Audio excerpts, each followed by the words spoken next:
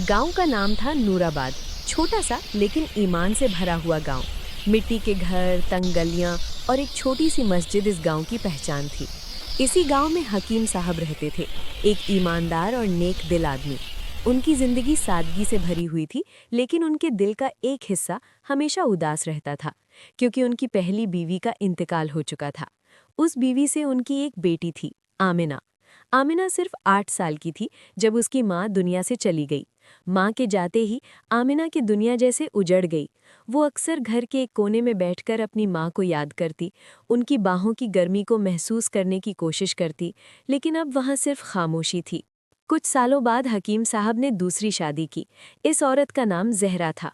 शुरू के दिनों में जहरा ने सबके सामने बहुत मोहब्बत और रहमदिली दिखाई। वो कहती थी कि वो आमिना को अपनी ही बेटी की तरह रखेगी। गांव वालों को लगा कि शायद आमिना को फिर से माँ का प्यार मिल जाएगा, लेकिन ये सिर्फ एक दिखावा था। शादी के कुछ ही महीने गुजरे थे कि जहरा का असली चेहरा सामने आ गया। उसकी सगी बेटी शिफा को घर में राजकुमारी की तरह रखा जाता, जबकि आमिना को धीरे धीरे नौकरानी बना दिया गया। सुबह सबसे पहले आमिना उठती, घर की सफाई करती, झाड़ू पोछा, बर्तन, कपड़े, सब कुछ उसी की जिम्मेदारी होती। जहरा की कड़वी आवाज़ अक्सर घर में गूंजती रहती और आमिना को हर बात पर डांट पड़ती। आमिना चुपचाप सब कुछ बर्दाश्त करती।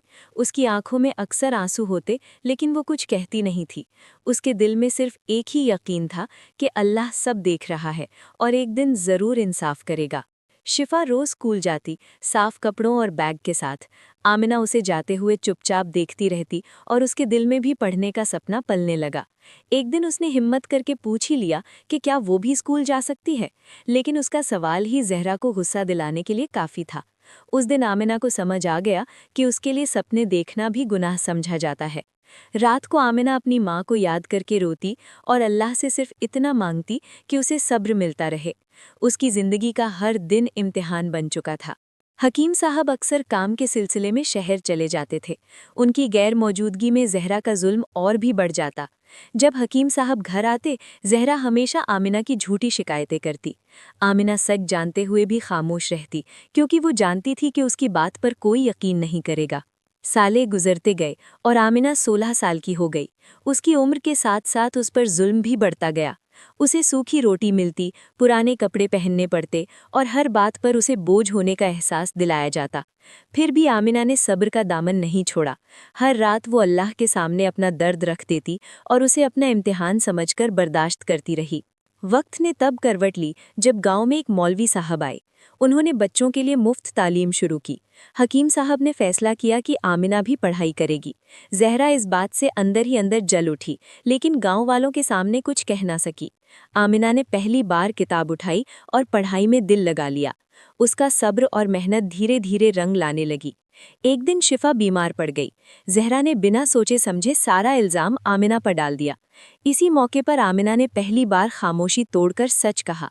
उसकी आवाज़ में गुस्सा नहीं, बल्कि सच्चाई और दर्द था। मौलवी साहब और गांव के लोग भी वहां मौजूद थे और वो पहले ही जहरा के रवैये से वाकिफ थे। उस दिन सच सबके सामने आ गया। हकीम साहब का दिल टूट गया। उन्हें एहसास हुआ कि उनकी बेटी ने कितने सालों तक जुल्म सहा था। जहरा शर्म से झुक गई और उसकी सच्चाई सबके सामने आ चुकी थी। आमिना ने मौलवी साहब की मदद से अपनी पढ़ाई जारी रखी और एक दिन वो खुद एक टीचर बन गई। उसने अपनी जिंदगी अनाथ और गरीब बच्चों को तालीम देने के लिए वक्फ कर दी। गांव के लोग उसे सब्र की मिसाल के तौर पर देखने लगे। आमिना सिर्फ मुस्कुराकर इतना ही कहती थी कि सब्र का फल हमेशा मीठा होता है और अल्लाह कभी भी सब्र करने वालों को खाली हाथ नहीं लौटाता।